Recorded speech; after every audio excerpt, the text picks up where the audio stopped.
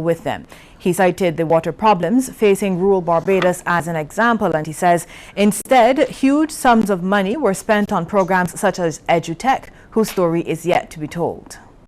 Choices were made on these issues that have left our water problems now for the Honourable Member for St. Philip West and the government of the Democratic Labour Party in our 50th year of independence to deal with. 22 years after these issues were raised, same issues affecting the same areas, we now have to be dealing with them in the year 2016. Prime Minister Stewart was speaking during the wrap-up of a resolution congratulating Barbados on its Golden Jubilee. He said he sees the budget allocated for the celebration as reasonable. Mr. Stewart also welcomed initiatives recognizing deserving Barbadians. I want to place on record my gratitude to them for contributing in the ways in which they did, the multiple ways in which they did, to the enrichment of this great country of ours. The Pan American Health Organization says it's not behind a WhatsApp message warning government about the quality of the island's water supply. PAHO dismisses the claim in a statement, saying it supports the Barbados Water Authority and the Ministry of Health on water quality. It says the drinking water quality from the BWA meets the World Health Organization's guidelines values. PAHO says it doesn't carry out independent assessments of water quality and therefore cannot issue any notices to government or the public. Meanwhile, General Manager of the BWA, Dr. John Mwanza, has assured the public that the water is safe to drink. He explains the water quality in the local distribution system is monitored every Thursday on a monthly basis, and it's done with the Ministry of Health and the Environmental Protection Department. Efforts are on to set up an assets recovery interagency network for the Caribbean. Through the initiative, officials will seek to remove the proceeds of crime. Director of Public Prosecutions, Charles Leacock, agrees this is the best way to tackle the crime situation. Mr. Leacock's comments came during the opening of a two-day Caribbean regional meeting of asset recovery practitioners at the Radisson Aquatica. The meeting is co-hosted by the Department Against Transnational Organized Crime of the Organization of American States, the Office of the DPP in Barbados, and the Regional Security System.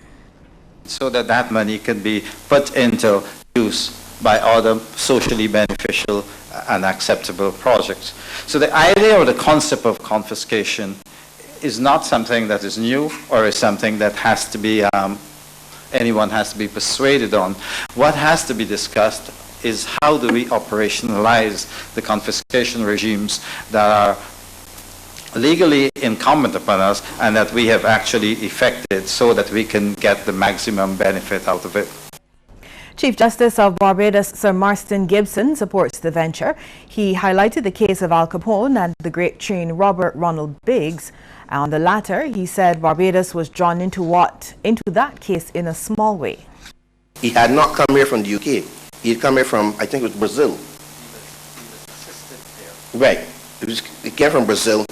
And we did not have an extradition. Brazil was not one of the countries in our extradition act. The Schedule of Rights Extradition Act named the countries with whom we had extradition relationships. Brazil was not one of those countries. So we had to let him go. OAS representative to Barbados, Ambassador Francis McBarnett, is advising Caribbean countries not to give in to the criminal networks. He says a majority of jurisdictions have had proceeds of crime legislation, but it's rarely used. In many Caribbean countries, no assets, I repeat, no assets have been confiscated. We are therefore allowing criminals to retain the vast profits from their illegal activities and thereby affording them the opportunity to invest in further criminality. The Barbados Union of Teachers has called a meeting for teachers this afternoon, but President Pedro Shepherd says it's in no way connected to ongoing industrial action initiated by the National Union of Public Workers over its president, Akani McDowell. The NUPW yesterday said it will continue its industrial action and go slow at the ports of entry as it ponders its next move. President of the BUT, Pedro Shepherd, says the meeting was planned weeks ago. He tells CBC News that teachers are not striking today.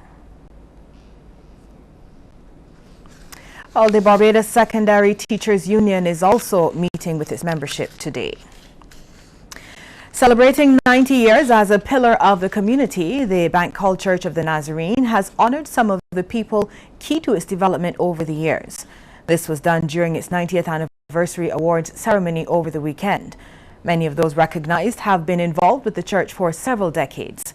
Guest speaker, Pastor David Daniel, encouraged them to continue being shining examples.